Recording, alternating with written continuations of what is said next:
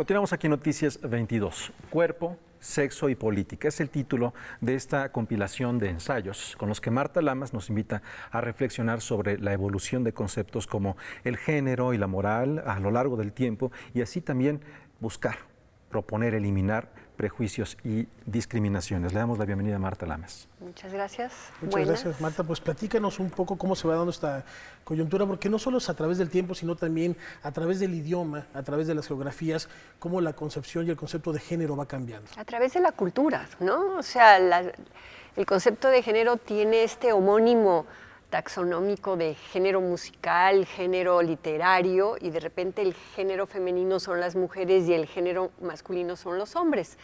Pero la nueva acepción de género, que es homónima a esa y que sigue vigente, habla de otra cosa, habla de las relaciones, de las ideas de lo propio de los hombres y lo propio de las mujeres, digamos, en la cultura. Y cada cultura tiene sus propios esquemas de género y sus propias relaciones de género. No son iguales en un país nórdico que en un país islámico, que en un país latinoamericano.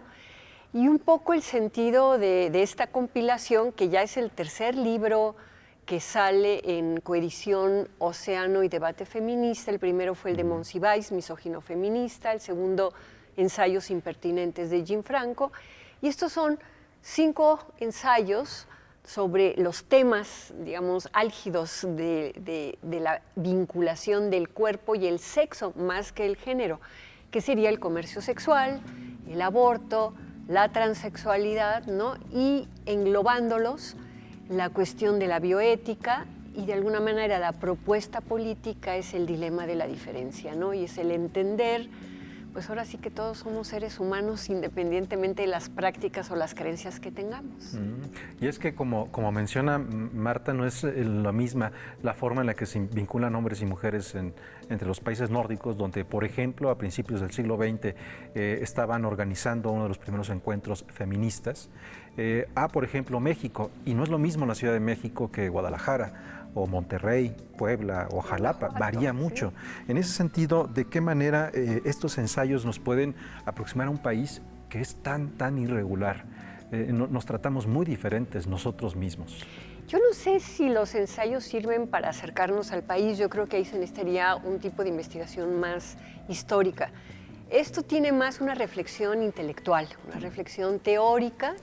Hay 3 artículos que sí son de producto de investigaciones empíricas en campo, el de comercio sexual con trabajadoras mujeres en la calle, el de biotecnología y ciudadanización, que tiene que ver con el proceso que se da en la Ciudad de México después de que se despenalice el aborto y cuando las clínicas del gobierno del DF empiezan a dar los servicios de aborto libre y gratuito, digamos, y el de transexualidad, que bueno, fue mi tesis de doctorado y que yo hago una pequeña presentación de cuál es la forma de entrar a estudiar la cuestión de la transexualidad. Eso sí tienen un arraigo empírico en investigaciones de campo. Los otros tienen que ver más con lo que es el debate político del feminismo con otras posturas sobre cuestiones pues importantes, ¿no? Como el tema de la homofobia, de la transfobia, del sexismo, de todas estas discriminaciones que se construyen cuando uno piensa que a determinado sexo biológico corresponden determinadas conductas, actitudes, tareas, ¿no? Entonces esta idea de lo propio de los hombres y lo propio de las mujeres que ha ido cambiando históricamente y que ahora pues las mujeres ya hacemos muchas cosas que antes se veía que solo los hombres podían hacer. Ahora falta que los hombres hagan algunas de las cosas que seguimos haciendo las mujeres. Pero a propósito también de estos usos y costumbres, hay ideas muy arraigadas que se llegan a contradecir. En algún capítulo aborda la cuestión de la moral, cómo se ha ido transformando estos valores, pero sin embargo la gente se sigue espantando y la gente sigue teniendo estos prejuicios. La gente, yo diría que habría que decir ¿qué gentes? Hay un cambio generacional, hay un cambio urbano, hay un cambio a nivel de universitarios, ¿no? Sí hay sectores de la sociedad mexicana que siguen viviendo con esquemas del siglo XIX, otros, la mayoría, viven con esquemas del siglo XX y una minoría está viviendo con pautas y esquemas del siglo XXI. Y yo diría que sí se ve cambios. Evidentemente, La Ciudad de México es una especie de isla donde existe el matrimonio entre personas del mismo sexo, la ley de identidad de género para las personas transexuales, la despenalización del aborto para las mujeres. Entonces, no podemos imaginar ni pensar que lo que ocurre aquí lo podemos ampliar a todo el país. Pero todo el país tiene los ojos puestos en la Ciudad de México y hay muchos grupos en las entidades federativas que están muy atentos porque están desde tomando estrategias, tomando ideas, incluso poniendo litigios diciendo, pues si en la Ciudad de México se vale el matrimonio entre personas del mismo sexo, ¿por qué aquí no? Y tenemos la maravillosa resolución que hizo la Suprema Corte de Justicia con respecto a la definición de matrimonio en Oaxaca, donde definía Oaxaca que matrimonio era la unión civil entre un hombre y una mujer, y la Suprema le dijo, ¿sabes qué? Después de un litigio, no, es la unión de dos personas, ¿no? Entonces, aunque es una minoría que está sentando precedentes y desarrollando estrategias que van a beneficiar a todo el país. En ese sentido, ¿de qué manera cuando nos enfrentamos a estos prejuicios estamos también frente a la posibilidad de tener una democracia más sólida? Yo creo que cuando nos enfrentamos, si somos capaces de debatirlos públicamente, que México no tiene una gran tradición de debate público, pero si fuéramos capaces de debatirlos públicamente y que se entendiera que hay cuestiones que puede que no nos gusten, pero que no afectan nuestros derechos, eso sí permitiría verdaderamente un respaldo a un proyecto democrático. El que exista el aborto legal no obliga a ninguna mujer que considere que el aborto es un crimen a abortar, pero la que lo necesita y no considera que es un crimen lo puede hacer. Entonces, yo creo que ahora sí que, como decía el eslogan de que hablando se entiende la gente, hablando, leyendo, debatiendo, ¿no? Y un poco ese es el sentido de juntar estas reflexiones para un público más general, porque suele ocurrir que de esto se habla en la universidad, de esto se habla en el salón de clases, pero este libro está pensado para un público amplio. Y sacudir los tabúes, porque inclusive también cuando abordas el tema de la prostitución y la honestidad, desde inclusive épocas de la conquista, queda manifiesto también esta inquietud.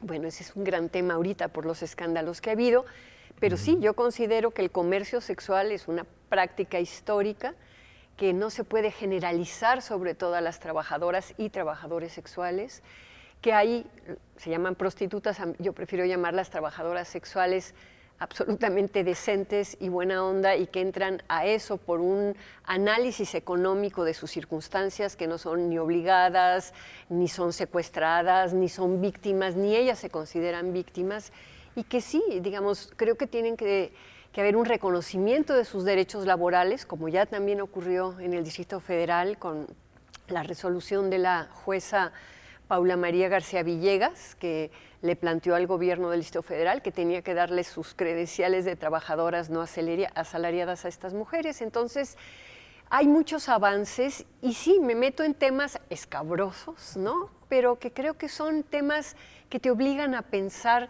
cuáles van a ser los acuerdos que vamos a tener las personas diferentes, que resulta que todos nacimos en este país y que tenemos que convivir. Entonces, ¿dónde vamos a poner las fronteras? ¿No? Mientras no pisen tus derechos ni te afecten personalmente, pues está como muy difícil objetar las prácticas sexuales de otras personas, ¿no? ¿Este libro cuándo será presentado, Marta? Fíjate que no se acaba de salir, ustedes creo que son los primerititos con los que vengo a hablar.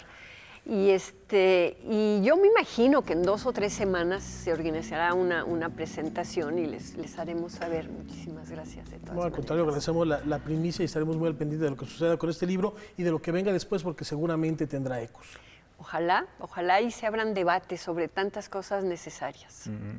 Sí, como decía hace un momento, Marta, si no tenemos una historia de debates públicos, ya sería buena hora de ir comenzando. Claro, algunos sí. A propósito, ¿no? Muchísimas gracias por acompañarnos. Gracias a ustedes y gracias a Canal 22. Gracias. Es momento de hacer una pausa, quédese con nosotros, volvemos en un instante.